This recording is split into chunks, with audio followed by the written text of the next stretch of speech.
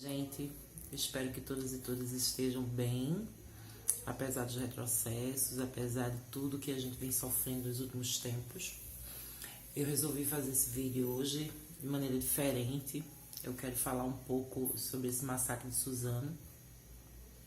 A minha intenção de falar dele é do meu lugar de educador social, do meu lugar de professor, porque eu acho que a gente tem que fazer reflexão, cada um no seu lugar, né? O que a gente pode pensar sobre isso. E como eu digo sempre nos meus vídeos, a gente tem uma interação, né? Diálogos que a gente pode estar construindo, né? A partir do vídeo, a partir da minha reflexão, do meu ponto de vista, né? E aí eu venho pensando sobre isso nesses últimos dias, nesses últimos tempos, porque o massacre de Suzano, ele tem uma característica, né, que é uma característica recorrente se a gente for analisar os outros massacres que aconteceram em outros lugares, mas vamos nos ater ao nosso país, né, às nossas especificidades, né. Eram dois jovens homens, né, dois jovens brancos.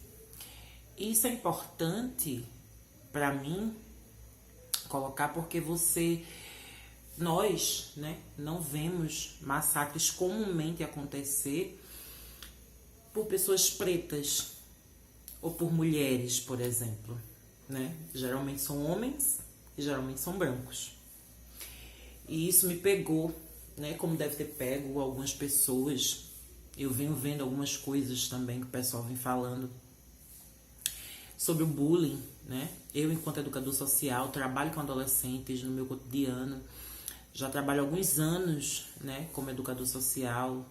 Sou professor e trabalhei em sala de aula também há alguns anos. E aí, o bullying, né, as pessoas que passam por bullying, geralmente não são essas pessoas que são as responsáveis por esses massacres. E por que eu digo isso? Nós LGBTs sofremos bullying desde o momento em que se pensa sobre a nossa sexualidade, sobre a nossa identidade de gênero. Muitas vezes dentro de casa, sempre na rua, sempre na escola, no ambiente de trabalho também acontece. Nós, enquanto pessoas pretas, também sofremos o racismo, né? E nesse sentido, não se vê pessoas pretas praticando massacres. Não se vê LGBTs fazendo massacres, assassinando pessoas. Então, é importante que a gente tenha a consciência de localizar esse tipo de coisa, esse tipo de atitude, esse tipo de crime. A gente possa localizar. Porque nós, pretos e pretas, nós, pessoas LGBTs, a gente está tão preocupado em sobreviver nessa sociedade que vem nos fazendo sofrer no nosso cotidiano, na nossa vida. Eu digo isso sem medo do que estou falando, no sentido de não estar falando algum devaneio, que desde o momento que eu abro a minha porta para sair da minha casa até o momento que eu entro pela minha porta novamente, eu sofro homofobia, eu sofro racismo. E isso, lógico, né? A homofobia, ela é mais latente, mais na cara, né?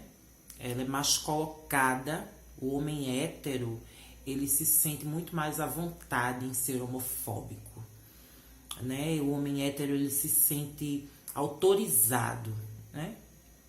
E até mesmo dentro da nova conjectura que a gente está vivendo nessa sociedade, o homem hétero ainda mais se sente imbuído de um poder, né, que foi colocado para ele, porque se um presidente da república ele diz que minorias, que são as pessoas vulnerabilizadas, marginalizadas, tem que baixar a cabeça para a maioria, Então, o homem branco, hétero, ele vai sim praticar LGBTfobia e ele vai sim praticar todos os tipos de violência, porque ele agora está autorizado a partir da fala de um gestor público, a partir da fala de um presidente, né?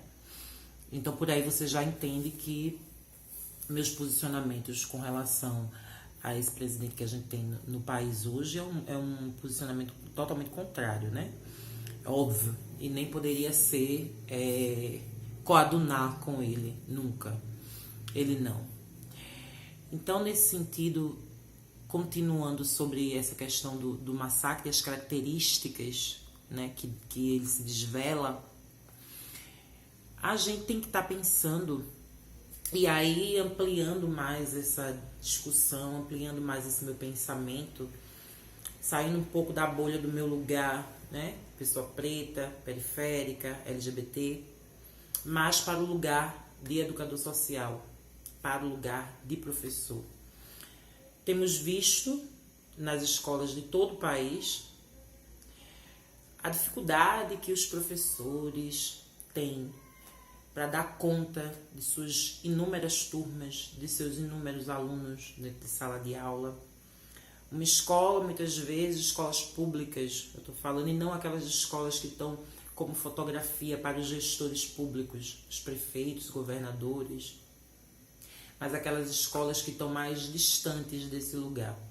Aquelas escolas que estão mais localizadas na periferia, aquela escola que está localizada no sertão, aquelas escolas que estão nos interiores. E tem muitas escolas, muitas, mas as escolas que geralmente elas são centrais, ela tem um pouco mais de maquiagem, digamos assim. Existe uma maquiagem para que esse gestor público ele possa vender essas escolas. E aí meus colegas professores podem vir para essa discussão, falar, colocar seus pontos de vista. Mas aí os professores têm uma dificuldade tão grande de trabalhar com as turmas, uma dificuldade tão grande com materiais didáticos. E é importante dizer, eu acho que nunca é demais repetir, que nós, enquanto educadores, enquanto educadoras, enquanto professores, enquanto professoras, não fazemos o nosso ofício como um dom ou uma vocação. Nós estudamos para isso, porque muitas pessoas têm essa dificuldade de entender o ofício do professor. E sempre se coloca, porque nossa profissão, na verdade, as pessoas, elas gostam de estar discutindo sobre nossa profissão, mas nunca estudaram sobre. Então, assim, são várias pessoas para falar sobre o ser professor, né? O ser professora, mas não são professores e nem professoras. Isso é interessante, né? De se pensar. Ninguém mete o bedelho no ser médico, no ser engenheiro ou engenheira, no ser advogado. Mas mete bedelho, todos e todas metem o bedelho no ser professor.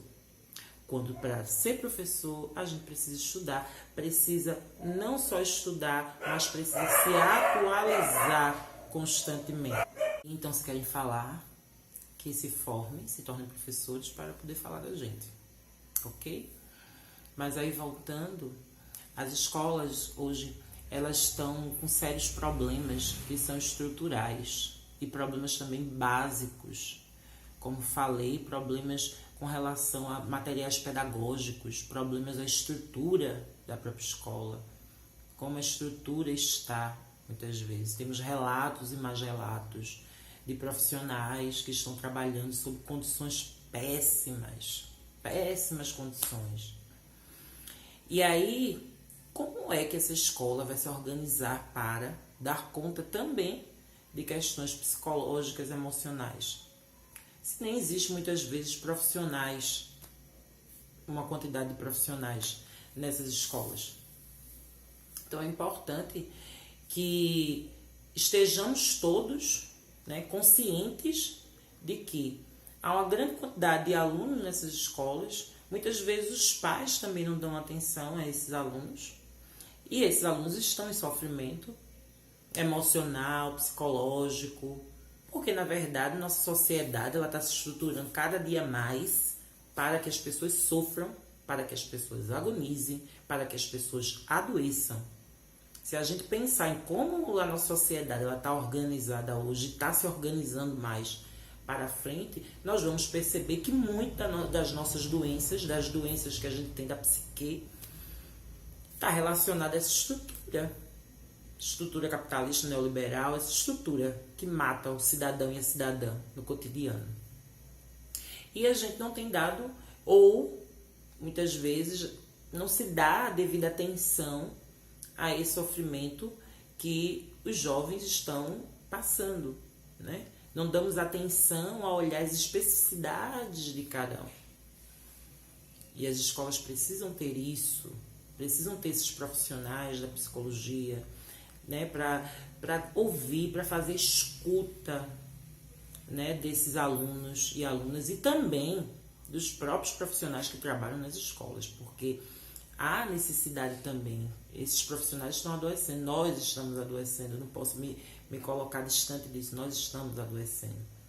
Porque a gente recebe uma carga muito grande, a gente trabalha sob condições que são péssimas muitas vezes, e por isso a gente precisa estar o tempo todo se cuidando. Porque quem cuida do cuidador, né? A célebre frase, quem cuida do cuidador. E eu penso que é por aí, assim, a minha discussão é mais nesse sentido, em pensar esse jovem, essa juventude que vem sofrendo, né, emocional, psicologicamente, tá pensando também sobre esse lugar, né, de quem comete esses massacres, e ao mesmo tempo pensar essa sociedade que fala sobre bullying, mas que o tempo todo tá matando LGBTs, né? Tá praticando preconceitos cotidianos contra LGBTs, pessoas periféricas, pessoas pretas, né? As pessoas pretas, elas são confundidas, olha as aspas, com marginais, né? A gente sai e a gente não sabe se volta.